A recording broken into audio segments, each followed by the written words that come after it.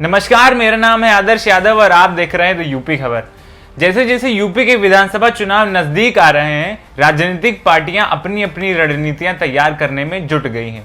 इसी कड़ी में आज बहुजन समाज पार्टी की सुप्रीमो मायावती ने पार्टी कार्यालय में ब्राह्मण सम्मेलन का समापन कार्यक्रम का आयोजन किया और मीडिया को संबोधित करते हुए योगी सरकार पर खूब बरसी। मायावती ने अपने भाषण में किसानों के मुद्दे से लेकर कोरोना के हालात तक हर मुद्दे पर बात की और आने वाले चुनाव में अपनी रणनीति भी स्पष्ट कर दी है। प्रबुद्ध वर्ग के सम्मेलन के समापन कार्यक्रम को संबोधित करते हुए बसपा सुप्रीमो मायावती ने किसानों से वादा किया 2022 में अगर उनकी पार्टी की सरकार सत्ता में आती है तो ना वो सिर्फ किसानों की आय दोगुनी करेंगी बल्कि केंद्र सरकार द्वारा जबरदस्ती थोपे गए तीनों काले कानूनों को यूपी में लागू नहीं किया जाएगा।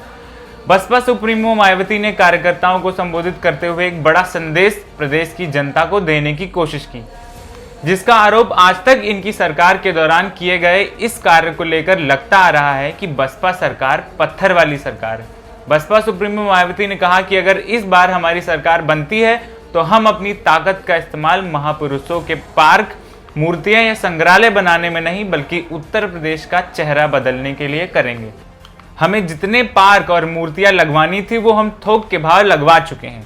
अब काम प्रदेश के विकास पर होगा, जिससे पूरे देश और विदेश में एक मिसाल दी जाए कि शासन हो तो बसपा सरकार की तरह।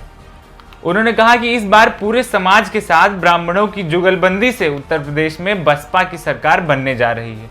डंके की चोट पे उन्होंने महापुरुषों की मूर्तियां स्थापित की और एक संग्रहालय के निर्माण भी किया और पार्क भी बनाए। उन्होंने कहा अब इसकी आवश्यकता नहीं है। उन्होंने कहा कि अगर अभी सरकार बनती है तो पूरा फोकस उत्तर प्रदेश की तस्वीर बदलने पर होगा। मायावती ने कहा कि अगर ब्राह्मण उनके साथ आएंगे तो 2007 की तरह 2022 में भी बसपा की सरकार बनेगी और उन्होंने वादा किया है कि वह ब्राह्मणों के सम्मान, स्वाभिमान और आजीविका का पूरा ख्याल रखेंगे। ब्राह्मणों को पहले सपा में और बाद में भाजपा सरकार में प्रताड़ित किया गया है। उनके साथ कुछ घटनाएं हुई जिनकी चर्चा राष्ट्रीय स्तर पर हुई थी। उन्होंने कहा कि भाजपा ने किसानों की आय दोगुनी करने का वादा किया था, लेकिन कृषि कानून के जरिए उनकी जमीन छीनने की तैयारी शुरू कर दी है। आंदोलन के बावजूद काले कानूनों को खत्म नहीं किया जा रहा है। अगर बसपा की सरकार यूपी में आती है तो निश्चित तौर पर इन कानूनों को राज्य में लागू नहीं होने दिया जाएगा। मायावती ने अपने संबोधन में आरएसएस प्रमुख मोहन भागवत पर भी बड़ा आरोप लगाते हुए कहा कि मोहन भागवत कहते हैं कि हिंदुओं और मुसलमानों के पूर्वज एक हैं। अगर ऐसा है तो आरएसएस और बीजेपी मुसलमानों के साथ सौतेले जैसा व्यवहार क्यों करती है। अपने भाषण में योगी सरकार पर हमले तो किए ही और साथ ही तंज भी कसा। उन्होंने कहा कि बीजेपी चाहे जितनी भाभियां लेकर घूम ले, लेकिन अब उनकी सरकार नहीं आने वाली। बसपा सुप्रीमो ने आगे होने वाले कार्यक्रमों के बारे में जानकारी भी दी। मायावती ने मंच से घोषणा की कि 9 तारीख को काशीराम की पुण्यतिथि के अवसर पर मंडल स्तर पर कोई कार्यक्रम नहीं होगा।